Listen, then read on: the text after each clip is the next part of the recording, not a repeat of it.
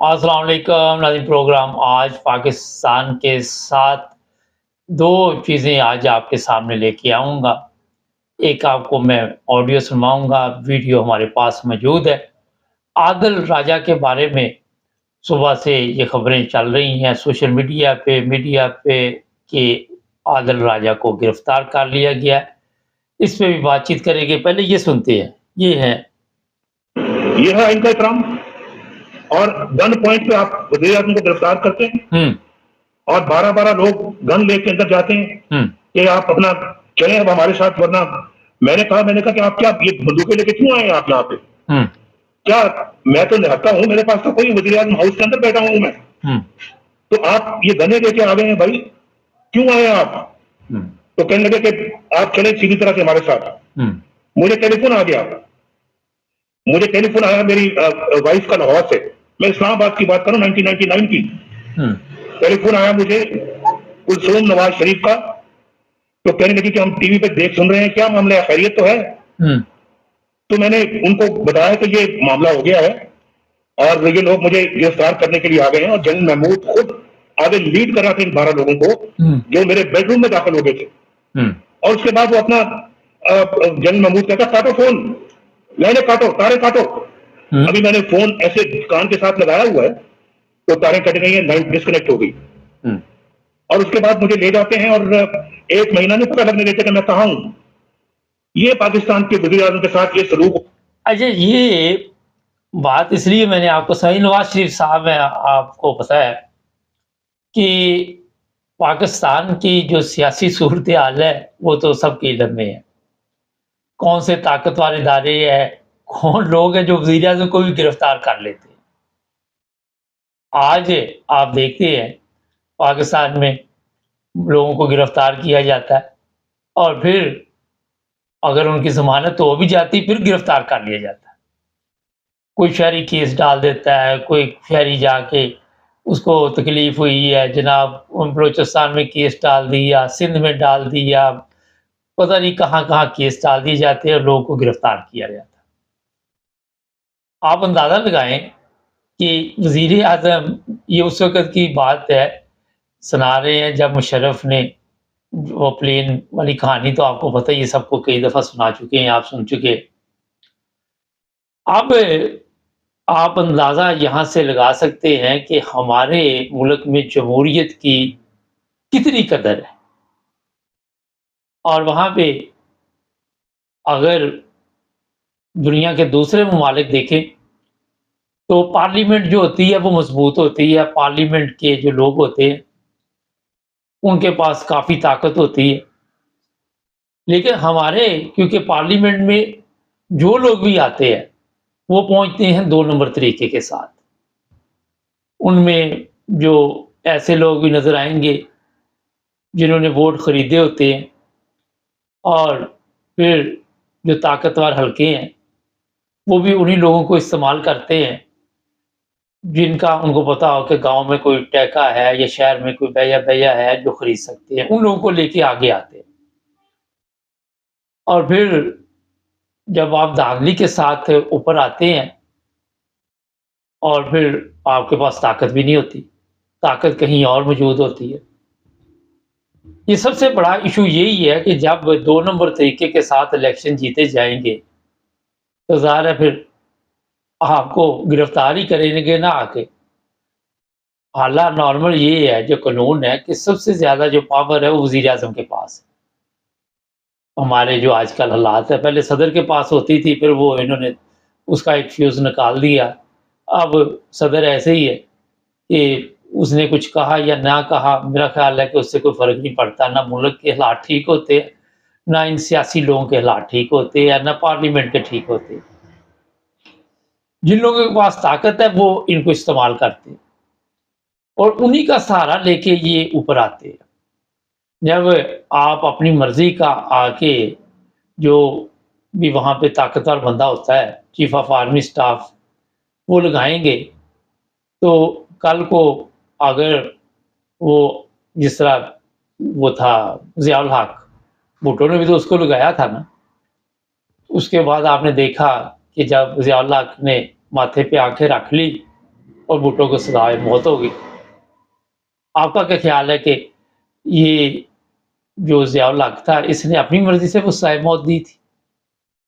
ہمارا سسٹم کہیں اور سے چل رہا ہے، اور جب تک آپ اپنا سسٹم اپنے پاس نہیں لے کے آئیں گے اس وقت تک پارلیمنٹ بھی مضبوط نہیں ہوتی۔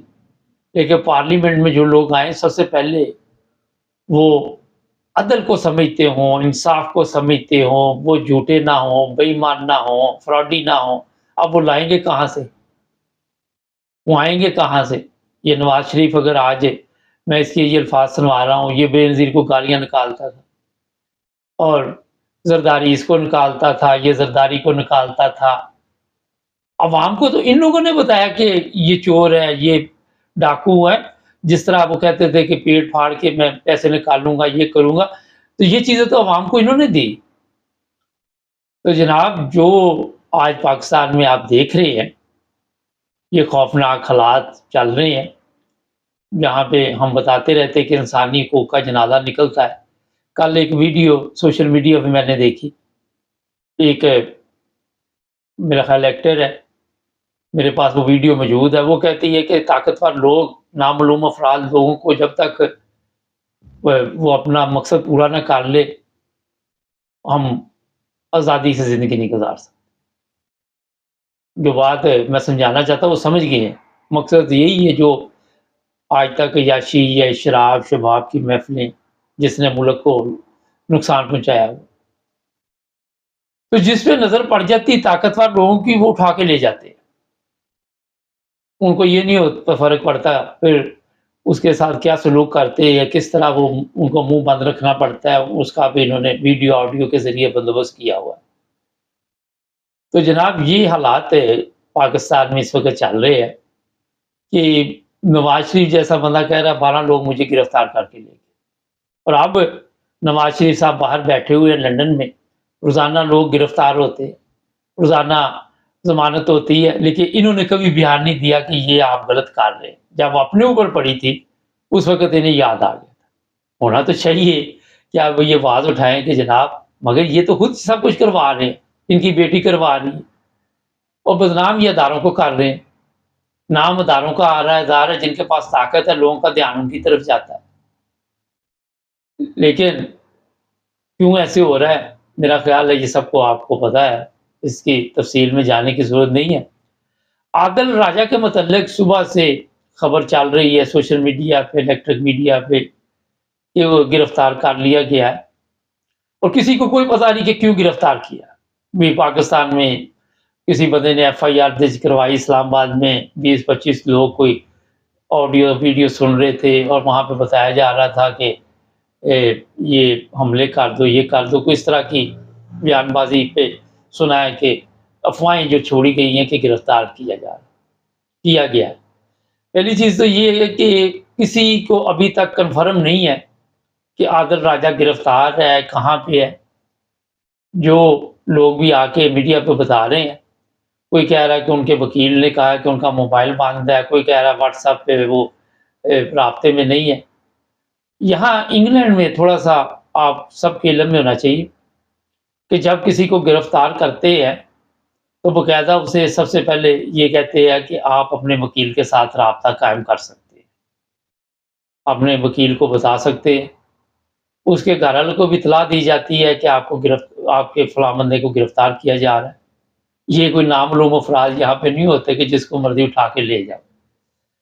اور پھر اگر عادل راجہ گرفتار ہوا بھی ہے اور کس وجہ سے ہوا، کسی کو یہ علم نہیں ہے، کسی کو کنفرم نہیں ہے ابھی تک کہ کون سا اس پہ کوئی دفعہ لگی ہے، کون سا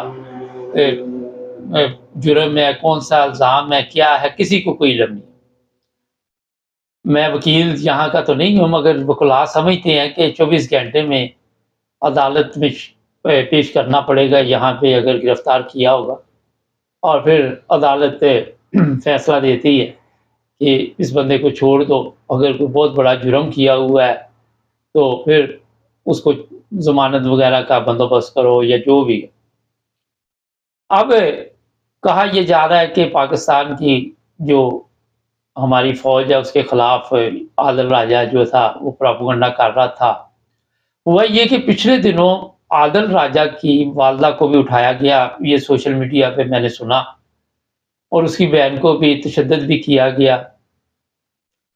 اب جو لوگ اٹھا کے لے کے گئے نہ انہوں نے کوئی ایف آئی آر درج کی، ہمارے تو وہاں اغوا کر لیتے ہیں منٹ میں، اور نہ انہوں نے کو پوچھا کہ کیوں لے کے جا رہے ہیں، پھر گالیاں گندی دی جاتی ہے جس طرح پاکستان میں کسی کو گرفتار کر لیتے ہیں، اور سب سے پہلے آغاز ہی گالیوں سے ہوتا ہے۔ تو کافی ڈسٹرب تھا عادل راجہ اور کافی پریشان تھا اس وجہ سے، مگر ابھی جو میں کل پرسوں دیکھ رہا تھا تو بتایا جا رہا تھا کہ چھوڑ دیا گیا، ان کو آزادی مل گئی ہے والدہ کو۔ اور ابھی فوری طور پہ میں کوئی اس بارے میں بات اس لیے نہیں کہوں گا کہ جب تک آپ کو پتا ہے کہ الطاف حسین صاحب کو بھی گرفتار کیا تھا اسی سلسلے میں ایک دفعہ، بعد میں وہ کیس ختم ہو گیا تھا اور کوئی اتنا بڑا مسئلہ نہیں بنا تھا، بری کر دیا گیا تھا۔ کیس پاکستان میں درج ہو رہا ہے، اس بندے نے آڈیو وہاں سنی ہے، پاکستان میں ان دنوں انٹرنیٹ بند تھا، انٹرنیٹ چل نہیں رہا تھا، اور یہ جو کیس کرواتے ہیں ان کا بھی آپ سب کو پتہ ہے کہ جھوٹے کیس ڈال دیتے ہیں، بعد میں اس نے ملنا نہیں ہے۔ تو اتنی بڑی کوئی پریشانی کی بات نہیں ہے، پاکستان کے حوالے نہیں اس طرح کے لوگوں کو کیا جاتا۔ ظاہر ہے عادل راجہ، اب مجھے تو پتہ نہیں یہاں پہ اگر سیاسی پناہ بھی لی ہوئی تو اس کو کوئی اتنا ایزی نہیں ہے کہ پاکستان کے حوالے کیا جائے۔ فوری طور پر لوگ اپنی سوشل میڈیا اکاؤنٹ چلانے کے لیے بیانات شروع کر دیتے ہیں، اور یہاں پہ قاعدے ہیں، قانون ہے، اگر پکڑ بھی لیا تو پرویز الہی کی طرح کوئی 10 دن کپڑے نہیں بدلنے دیں گے۔ جیل کا سسٹم یہاں پہ اتنا کوئی گیا گزرا نہیں ہے، اور میں کئی دفعہ بتا چکا ہوں کہ انسانیت زندہ ہے یہاں پہ۔ پولیس والے جو ہوتے ہیں وہ بڑے احترام کے ساتھ، عزت کے ساتھ پیش آتے ہیں، کوئی گالی نہیں دیتا، کوئی ایسی حرکت نہیں ہوتی کہ کوئی اتنا بڑا ایشو بنے۔ اندر اس کو کھانا ملتا ہے، پینا ملتا ہے، اگر وہ میڈیسن لے رہا ہے وہ بھی ملتی ہے، اگر ڈاکٹر کی ضرورت پڑے تو ہاسپٹل بھی لے کے جاتے ہیں، ہر حالت میں جو مرضی ہو جائے اس کو ایمبولینس بھی ملتی ہے۔ تو یہ کوئی پاکستان نہیں ہے، دیر نگری چوپڑ رہا یہاں پہ نہیں ہے، یہاں پہ انسانوں کی قدر ہے۔ میرا خیال ہے کہ کوئی عام آدمی بھی اس طرح وہاں نہیں رہتا ہوگا جس طرح یہاں جیلیں ہیں، یہاں رکھا جاتا ہے 24 گھنٹے، ٹھیک ہے لاک اپ کیا جائے گا بندے کو تنہائی میں، لیکن اس کے بعد بیان لے کے عدالت میں پیش کیا جائے گا، پھر جج پہ ہے کہ کون سا الزام ہے، کیا ہے، پھر ضمانت بھی ہو جائے گی، کیونکہ ظاہر ہے اس کے پیچھے بھی کوئی مضبوط لوگ ہوں گے، یہ تو نہیں ہو سکتا وکیل وغیرہ کر کے۔ تو جب تک تصدیق نہ ہو 100% کہ کس جرم میں پکڑا گیا، میرا خیال ہے کہ ہاتھ ہلا رکھو، پھاڑ لو نہ کرو کہ پاک فوج کے کہنے پہ پکڑ لیا ہے، کوئی کچھ کہہ رہا ہے، کوئی کچھ کہہ رہا ہے، تو یار کو خدا کا خوف کھاؤ۔ ہمارے چینل کو سبسکرائب کریں، جڑے رہیں ہمارے ساتھ۔